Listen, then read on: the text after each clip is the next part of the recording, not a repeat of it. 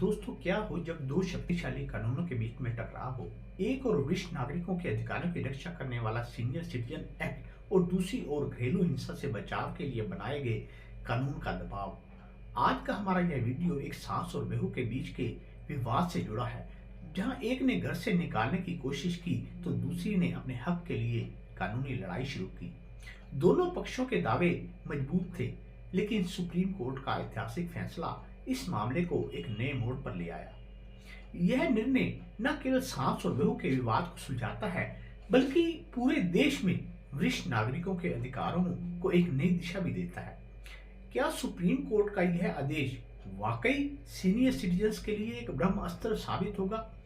यह जानने के लिए इस वीडियो में अंत तक बने रहें और बिल्कुल स्किप ना करें, क्योंकि यही तो इस वीडियो का क्लाइमेक्स है कि आखिरकार किससे मिलेगा न्याय, सीनियर सिटीजन एक्ट को या डोमेस्टिक वायलेंस एक्ट को।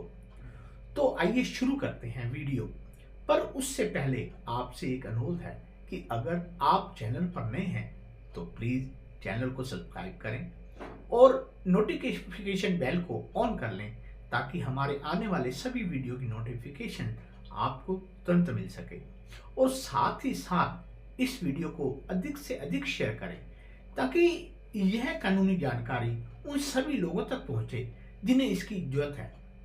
क्योंकि यह वीडियो मेनली सीनियर सिटीजन से रिलेटेड है, इसलिए आगे बढ़ने से पहले सीनियर सिटीजन की परिभाषा को एक बार फिर समझ लेते हैं।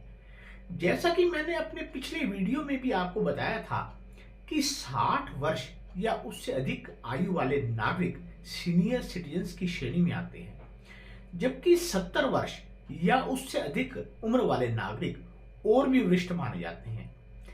अब जब हम वरिष्ठ नागरिकों की स्थिति पर बात करते हैं तो सबसे बड़ी समस्या उनकी जीविका की होती है। उनके दैनिक खर्चे कैसे पूरे हों, यह एक गंभीर मुद्दा है, खासकर उन लोगों के लिए जो सरकारी नौकरी में नहीं रहे, जिनकी कोई पेंशन नहीं आती, जिनके पास संपत्ति का कोई ठोस सहारा भी नहीं है और जिनके बच्चों ने उन्हें अकेला छोड़ दिया है।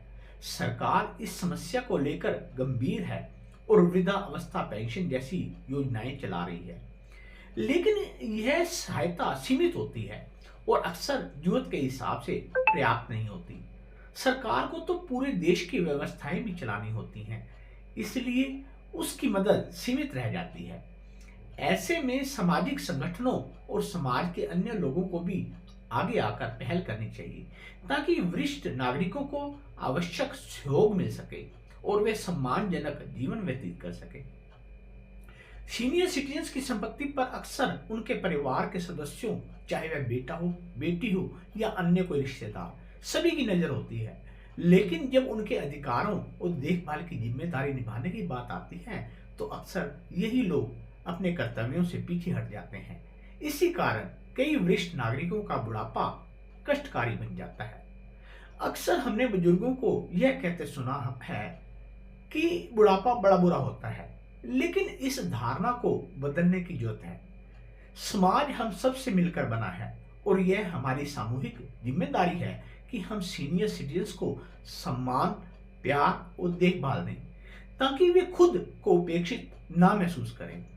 हमें ऐसा माहौल बनाना चाहिए कि वे यह ना कहें कि बुढ़ापा कठिन होता है, बल्कि वे सम्मान और स्नेह के साथ अपना जीवन व्यतीत कर सकें। अधिकार सभी को चाहिए और हर कोई उत्तराधिकारी बनना चाहता है, लेकिन इसके बावजूद अधिकांश सीनियर सिटीजन्स उपेक्षित जीवन जीने को मजबूर हैं। यह एक गंभीर चिंता का विषय है, जिस पर सिर्फ चर्चा ही नहीं बल्कि ठोस कदम उठाने की भी जरूरत है। सरकार को इस विषय पर और अधिक ध्यान देना चाहिए, लेकिन केवल सरकार पर निर्भर रहना पर्याप्त नहीं है। समाज में सक्रिय स्वयंसेवी संगठनों को भी इस दिशा में आगे आकर पहल करनी चाहिए। उन्हें न केवल वरिष्ठ नागरिकों की समस्याओं को समझना चाहिए, बल्कि उनके जीवन को बेहतर बनाने के लिए प्रभावी उपाय भी अपनाने चाहिए, ताकि कोई भी बुजुर्ग उपेक्षित महसूस ना करे और वे सम्मानजनक जीवन जी सकें। आज का जो महत्वपूर्ण मुद्दा है वह सीधे सीनियर सिटीजन्स के अधिकारों से जुड़ा है। सुप्रीम कोर्ट ने एक ऐसा ऐतिहासिक फैसला सुनाया है जिसे सीनियर सिटीजन्स के लिए किसी ब्रह्म स्तर से कम नहीं कहा जा सकता। इस फैसले के बाद उनकी दशा और दिशा दोनों बदलने वाली हैं। सुप्रीम कोर्ट का यह आदेश वास्तव में बहुत ही इंपॉर्टेंट है, क्योंकि इससे वरिष्ठ नागरिक न सिर्फ उपेक्षा का शिकार होने से बचेंगे, बल्कि अपने अधिकारों के लिए मजबूती से लड़ भी सकेंगे। इस केस के अगर फैक्ट की बात करूं तो मामला एक सास और उसकी बहू से जुड़ा है। सास, बहू और बेटा एक ही मकान में रहते हैं, लेकिन सास और बहू के बीच संबंध अच्छे नहीं है। यह समस्या कई परिवारों में देखने को मिलती है, लेकिन जब मतभेद पीक पर पहुंच जाते हैं तो स्थिति कानूनी मुकदमों तक पहुंच जाती है। इस मामले में सास का आरोप है कि बहू उस पर अत्याचार कर रही है और उसे उसके ही घर से निकालने की साजिश कर रही है। सास का कहना है कि बहू न सिर्फ मानसिक रूप से प्रताड़ित करती है, बल्कि घरेलू हिंसा भी करती है।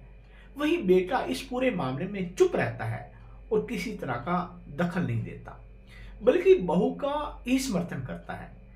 यह घटना समाज की उस कड़वी सच्चाई को दिखाती है जिसमें कई वरिष्ठ नागरिकों को अपने ही घर में अपमान और उत्पीड़न का सामना करना पड़ता है। इस मामले में सास ने सीनियर सिटीजन एक्ट यानी कि वरिष्ठ नागरिकों के भरण पोषण और कल्याण अधिनियम के तहत अपने बेटे और बहू को घर से बाहर निकालने के लिए संबंधित मजिस्ट्रेट के पास केस दायर कर दिया। यह अधिनियम वरिष्ठ नागरिकों को उनके अधिकारों की रक्षा के लिए कानूनी सहारा देता है और इसी का उपयोग करते हुए सास ने कानूनी कार्रवाई शुरू कर दी। वहीं दूसरी ओर बहू ने भी जवाबी कार्रवाई करते हुए घरेलू हिंसा अधिनियम यानी कि डोमेस्टिक वायलेंस एक्ट के तहत सास के खिलाफ मामला दर्ज करा दिया और कानून के तहत घर में रहने का अधिकार मांग लिया। जब यह मामला निचली अदालतों में गया तो वहां से मिले जुले फैसले आए। डोमेस्टिक वायलेंस कानून के तहत बहू के हक में फैसला सुनाया गया, जिससे उसे घर में रहने का अधिकार मिल गया, जबकि सीनियर सिटीजन एक्ट के तहत सास के पक्ष में फैसला आया, जिससे उसे अपने घर पर अधिकार बना रहने का कानूनी सहारा मिला। इन परस्पर विरोधी आदेशों के कारण मामला जटिल हो गया और अंततः सुप्रीम कोर्ट तक पहुंच गया, जहां यह तय होना था कि इन दोनों कानूनों में किसका प्रभाव अधिक होगा और वरिष्ठ नागरिकों के अधिकारों की रक्षा कैसे सुनिश्चित की जाएगी। सुप्रीम कोर्ट में इस मामले की सुनवाई 3 जजों की पीठ ने की, जिसमें पूर्व मुख्य न्यायाधीश DY चंद्रचूड़, जस्टिस इंदिरा बनर्जी और जस्टिस इंदु मल्होत्रा शामिल थे। इस पीठ ने जो निर्णय दिया वह एक ऐतिहासिक और बेहद महत्वपूर्ण फैसला बन गया। इस फैसले में यह स्पष्ट किया गया कि सीनियर सिटीजन एक्ट और डोमेस्टिक वायलेंस एक्ट दोनों ही अलग अलग अधिकार प्रदान करते हैं। डोमेस्टिक वायलेंस एक्ट के तहत महिलाओं को सुरक्षा और घर में रहने का अधिकार दिया गया है, लेकिन सीनियर सिटीजन एक्ट वृद्धजनों को उनके घर और संपत्ति पर प्राथमिक अधिकार देता है। सुप्रीम कोर्ट ने यह भी स्पष्ट किया कि चूंकि सास भी एक महिला है, इसलिए डोमेस्टिक वायलेंस एक्ट उसके अधिकारों की भी रक्षा करता है। हालांकि जब सीनियर सिटीजन एक्ट और डोमेस्टिक वायलेंस एक्ट के बीच टकराव होगा तो प्राथमिकता सीनियर सिटीजन एक्ट को दी जाएगी, बशर्ते मामला केवल घर से बेदखली का ना हो। यह फैसला बेहद ही इंपॉर्टेंट है, क्योंकि इससे यह सिद्ध होता है कि यदि दोनों अधिनियमों के बीच किसी भी प्रकार का कानूनी टकराव होता है तो वरिष्ठ नागरिकों के अधिकारों को प्राथमिकता मिलेगी। सुप्रीम कोर्ट की यह गाइडलाइन विश्व में ऐसे कई मामलों में एक महत्वपूर्ण मिसाल के रूप में काम करेंगी, जिससे वरिष्ठ नागरिकों के अधिकारों की रक्षा सुनिश्चित हो सकेगी। देश भर में आमतौर पर यह देखा जाता है कि बहुएं घरेलू हिंसा का मुकदमा दायर कर देती हैं, जिससे वरिष्ठ नागरिकों यानी सास, ससुर या अन्य बुजुर्ग परिजन को कानूनी चुनौतियों का सामना करना पड़ता है। ऐसे मामलों में जब सीनियर सिटीजन्स को अपने ही घर में रहने में परेशानी होती है और वे यह महसूस करते हैं कि बेटा बहू को घर छोड़ देना चाहिए, तो वे सीनियर सिटीजन एक्ट के तहत मजिस्ट्रेट कोर्ट का रुख करते हैं।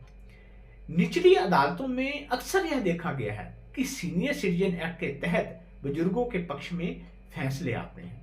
यही कारण है कि सुप्रीम कोर्ट ने भी अपने आदेश में स्पष्ट किया है कि जब सीनियर सिटीजन एक्ट और घरेलू हिंसा अधिनियम के बीच टकराव होगा तो वरिष्ठ नागरिकों के अधिकारों को प्राथमिकता दी जाएगी।